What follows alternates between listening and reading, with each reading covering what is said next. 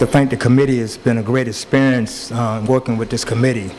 I'm a parent with a child with a disability of autism, and I have dyslexia. My talk is about Cuba, is from a work brigade I went on in 2008 with IFCO, the Interreligious Foundation Community Organization.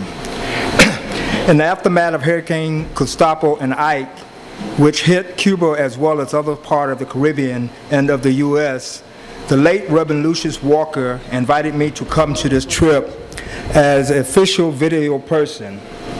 The rest were skilled trade people who brought a lot of power tools, construction supplies that Cuba lacks due to the U.S.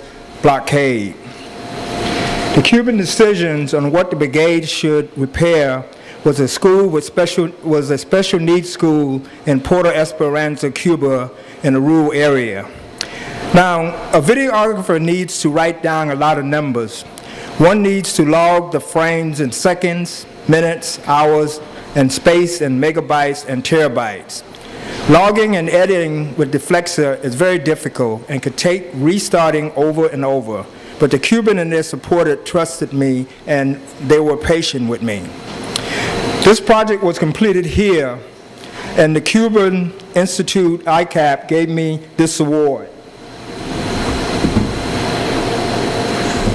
Not only me, everybody on the brigade got one of these awards. All right. Double cake.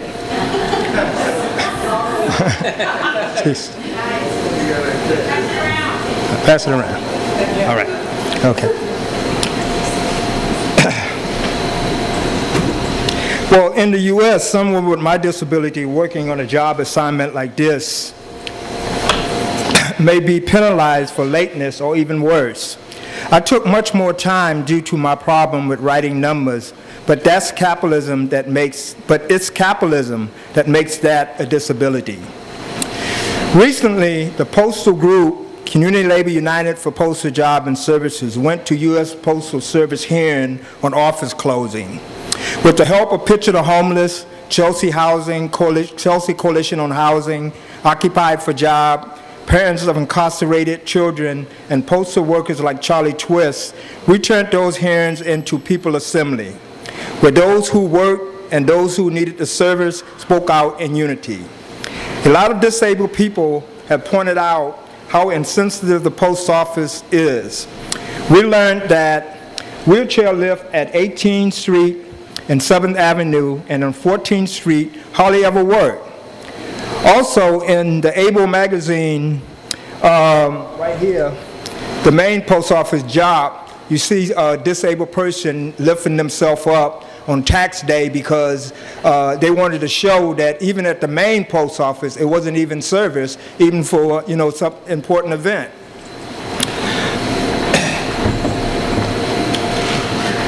It's the post office like these that are closed the Congress want to privatize, bust a mostly black union.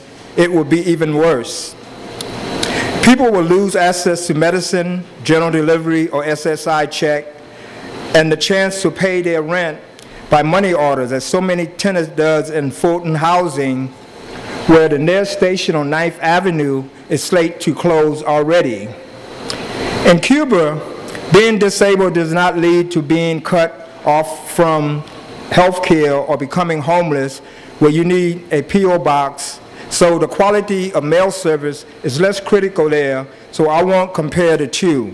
However, I also filmed in Louisiana after Katrina, and I could compare the attitude toward disabled people in a disaster. The U.S. has the fancy wheelchairs and other technology, but the disabled people were left behind to drown when the levees broke. Cuba Socialist Society has mass organization to evacuate everyone to higher ground before the storm hit, and it's not up to each individual to find their way out. Those with limited mobility are taken care of first. The Cuban moved specialized hospital equipment that would be destroyed by water. They move people, livestock, pet, which provide companionship and special service to many disabled people, and therefore is considered important to save. Under capitalism, the transatlantic slave trade, under capitalism, the transatlantic slave trade, the Middle Passage, Jim Crow has made millions of black people disabled in the sense of being denied equal access to making a living. The income level of Harlem resident at $25,000 speaks to racism. One cannot buy healthy food and doctor's visit for physical or mental concern on that income. Cuba at least strives from each according to their ability to each according to their needs by giving basic human service free. This includes physical and mental health care, daycare, education, recreation, culture, and senior centers. Cuba's focus on developing abilities and making people part of society so that they could contribute to it. The National Association of Blind, the Association of Physical and Motor Disability, and the National Organization of Deaf Cubans are all made up and led by people with these disabilities. They have offices in every neighborhood.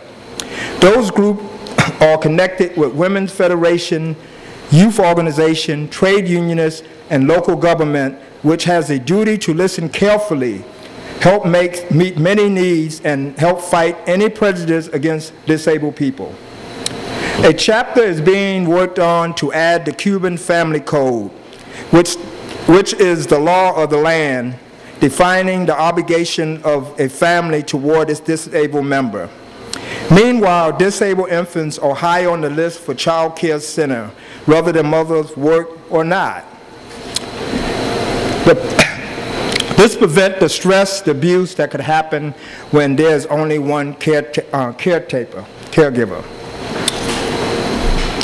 In Cuba, the focus is empowerment through organization, education, and jobs, which are treated as right for disabled people.